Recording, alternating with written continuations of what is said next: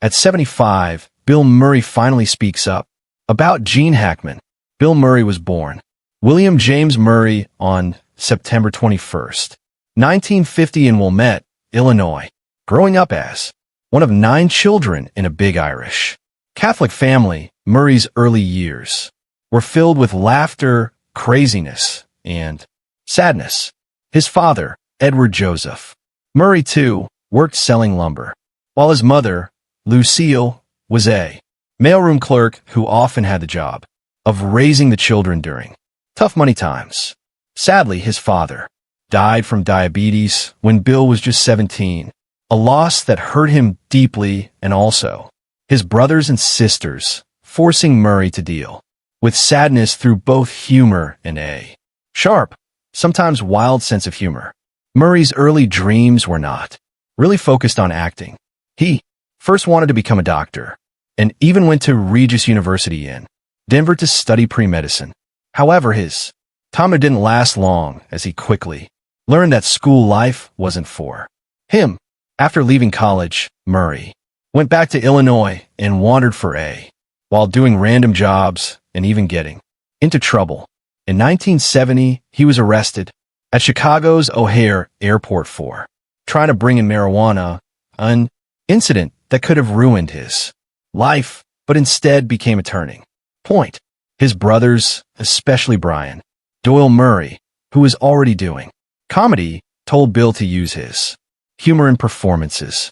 Murray's big break came through the Second City, Chicago's famous comedy group, where he learned his skills in timing, making things up on the spot, and unusual humor. From there, he was asked to join the cast of the National Lampoon Radio Hour, which put him next to future comedy stars like John Belushi, Gilda Radner, and Harold Ramis. This experience got him ready for the next part of his career, television. In 1977, Murray was asked to replace Chevy Chase on Saturday Night Live. At first, he had trouble connecting with the audience, even famously saying sorry on air for not being funny. But over time, his sarcastic jokes, weird characters, and straight-faced delivery made him a fan favorite. His time on SNL not only made his name as a comedy talent, but also opened the door to a successful movie career. The late 1970s and 1980s brought Murray's big success in Hollywood. He starred in Meatballs, 1979, which became a surprise hit at the movies, followed by his famous role in Caddyshack 1980, where he played the weird groundskeeper Carl Spackler. Then came Stripes 1981, another hit that made him a top comedic actor. But it was his role as Dr. Peter Venkman in Ghostbusters 1984 that turned him into a cultural icon. Ghostbusters became one of the biggest money-making films of the decade and remains one of the most loved comedies of all time. Murray's sarcastic humor mixed with his natural charm made the character unforgettable. Despite his comedy success, Murray really wanted to prove himself as a serious actor. He took a chance by starring in the Razor's Edge 1984, a dramatic movie of W. Somerset Maugham's novel. Unfortunately, the film was not well liked at the time, and Murray stepped away from Hollywood for a few years. Still, the wish to try deeper, more complex roles stayed with him throughout his career. In the 1990s, Murray had a career comeback. He starred in Groundhog Day 1993, a film that perfectly mixed comedy with deep ideas and has since become modern classic. His performance of Phil Connors, a negative weatherman stuck in a time loop, showed not only his humor, but also his ability to show weakness and growth. This film remains one of the most important works of his career and has been praised for its deep meaning with critics, seeing it as a story for redemption, spirituality, and the meaning of life. The late 1990s and early 2000s saw Murray enter a new chapter, working with respected directors who saw his depth as an actor. His work with Wes Anderson began with Rushmore 1998, where he played a sad, disappointed businessman The role earned him praise from critics and introduced him to a new group of fans. He went on to star in several other Anderson films, including The Royal Tenenbaums 2001, The Life Aquatic with Steve Zissou 2004, and Moonrise Kingdom 2012, where his quiet offbeat performances became important too. Anderson's storytelling style, perhaps the most celebrated moment of Murray's dramatic career, came with Lost in Translation 2003, directed by Sofia Coppola, playing Bob Harris, an aging American actor drifting in Tokyo.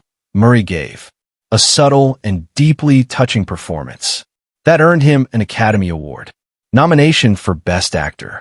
Though he did not win, the role made his reputation as one of Hollywood's most versatile performers. After stepping away from the spotlight for a period of time, he came back with new energy and reminded audiences why his presence on screen is so magnetic. In 2008, he appeared in the creative adventure film City of Ember, a role that not only brought him back to a new generation of moviegoers but also showed his ability to easily fit into magical storybook-like worlds. The very next year, in 2009, he made a funny and unforgettable cameo in the cult hit zombie comedy Zombieland. Though his screen time was short, the surprise appearance was so memorable that it instantly became one of the most talked about moments in the film, earning him praise everywhere for his comedic timing and willingness to make fun at himself. In 2012, he took on one of the most famous and unexpected roles of his later career, playing President Franklin D. Roosevelt in Hyde Park on Hudson. His performance brought warmth, humor, and weakness to a larger-than-life historical figure, proving that he could command not only laughs but also deep emotional connection. That same year, he met up with visionary filmmaker Wes Anderson for Moonrise Kingdom, a magical and heartfelt story where his role once again showed the quirky depth and subtle charm he has become known for.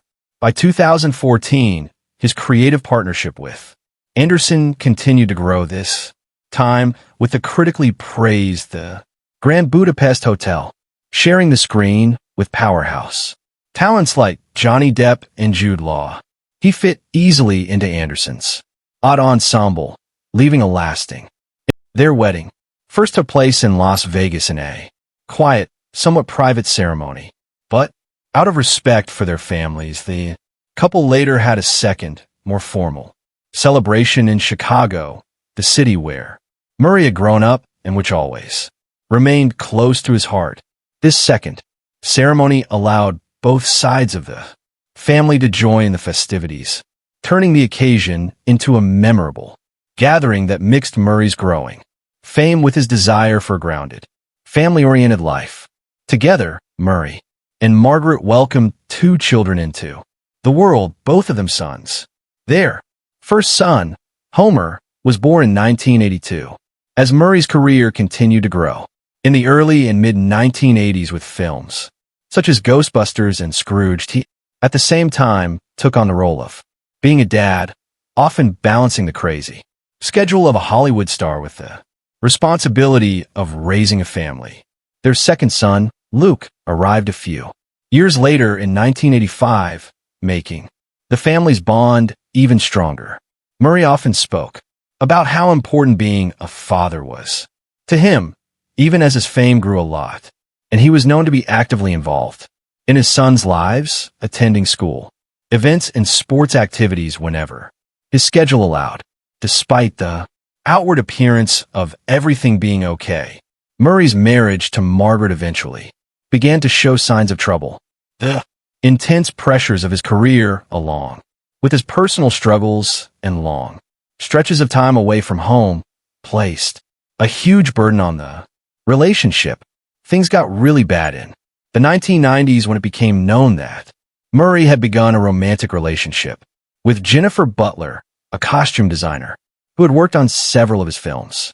This affair ultimately caused the end of his marriage with Margaret, And after 15 years together, the couple divorced in 1996. The end of this relationship marked a difficult period for Murray as he had to deal with the pain of separation with his ongoing responsibilities as a father to Homer and Luke. In 1997, not long after his divorce, Murray married Jennifer Butler. The marriage between Murray and Butler brought another new chapter into his life as they went on to have 4 sons together. Their children, Caleb, Jackson, Cooper, and Lincoln, were born between the late 1990s and early 2000s, giving Murray a large family of 6 boys in total. Friends and co-workers often said that being a dad seemed to suit him, and although he remained one of the most recognizable comedic actors of his generation, Murray often put a lot of effort into maintaining a close relationship with his children. However, the marriage to Butler was also troubled. On May 12, 2008, Butler filed for divorce, making serious allegations against Murray that shocked fans and the entertainment industry alike. In court documents, she accused him of domestic violence, cheating, and long-running struggles with addiction, including dependencies on sex, marijuana, and alcohol. These accusations painted a dark and complex picture of Murray's private life, one that stood in sharp contrast to the charming, eccentric, and lovable character he showed on screen. The legal battle was both emotionally and publicly difficult, bringing a lot of media attention to the problems within the marriage. In the end, their divorce was finalized on June 13, 2008, closing a rough chapter in Murray's life. With the end of his second marriage, Murray found himself once again in the position of co-parenting his children while dealing with the difficulties of fame, personal challenges, and his desire for a quieter, more balanced life. Though marked by both happiness and trouble, Murray's marriages and his role as a father have remained central parts in his life story, shaping him not only as an actor, but also as a man who has struggled, failed, loved, and kept going. At the age of 75, Bill Murray, an actor known for his sharp wit, his easy, cool, and his amazing ability to balance comedy with touching depth, finally decided to speak publicly about Gene Hackman, a fellow legend of American movies whom Murray has admired for decades. For years, fans and movie insiders alike had wondered about what Murray truly thought of Hackman. After all, both men created unique places in Hollywood history, though their styles could not have been more different.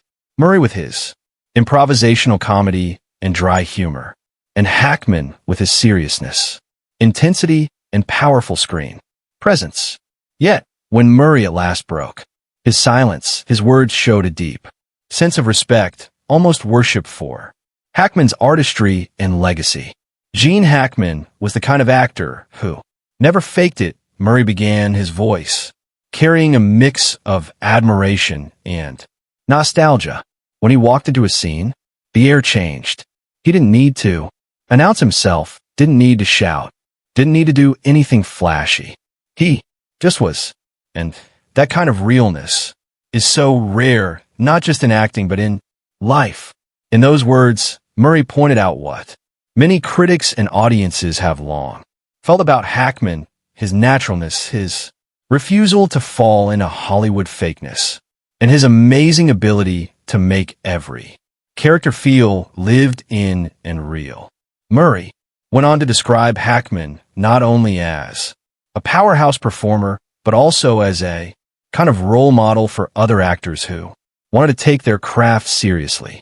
A lot of us, Murray explained, we were trying to figure out how to get laughs, how to get noticed, how to stay in the spotlight. But Gene didn't care about the spotlight. He cared about truth.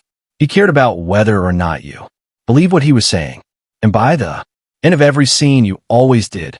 Coming from Murray, whose own career was built on comedic timing, but who later proved himself capable of heartbreaking drama in films like Lost in Translation. The compliment carried huge weight. But Murray didn't stop there. He offered a rare look into the personal side of Hackman, a man often described by co-workers as very private, even hard to reach. People always talked about Gene being tough or being intimidating, Murray said, but what I saw was someone with a dry sense of humor that could sneak up on you. He wasn't cracking jokes left and right, but when he dropped a line, it was sharper than anything I could have come up with. And that's saying something. Murray laughed as he recalled moments when Hackman's understated humor caught entire crews off guard, proving that behind the dramatic intensity was a man who understood humor. The most striking part of Murray's thoughts came when he spoke about Hackman's decision to step away from acting. When Gene retired, people couldn't believe it. Murray said, but I understood it. He had given us everything. Decades of unforgettable performances. At some point, you earned the right to say, that's enough. He chose peace. He chose to write, to paint, to live on his own terms. I respect that more than anything because in Hollywood, walking away is harder than staying. In those words, Murray showed not only his admiration for Hackman's body of work, but also his deep respect for the man's personal boundaries, something Murray himself has struggled with in his famously mysterious and unpredictable career. Finally, Murray thought about Hackman's legacy. Gene Hackman is the kind of actor whose work will outlive all of us, he said softly. Kids who weren't even born when the French Connection came out, they'll watch it and feel like Popeye Doyle is standing right in front of them. That's the mark of greatness. Not awards, not box office numbers, but that ability to still feel alive decades later. Gene did that. He'll always do that. In offering these thoughts, Murray not only paid tribute to Hackman, but also seemed to speak about himself in some way. Both men, after all, our love for the unique marks they left on cinema, and both wrestled with the challenges of fame, authenticity, and the pursuit of truth in performance. Murray's long-awaited comments served not just as a tribute for Hackman's career, but as a meditation on what it means to last in Hollywood without losing one's soul.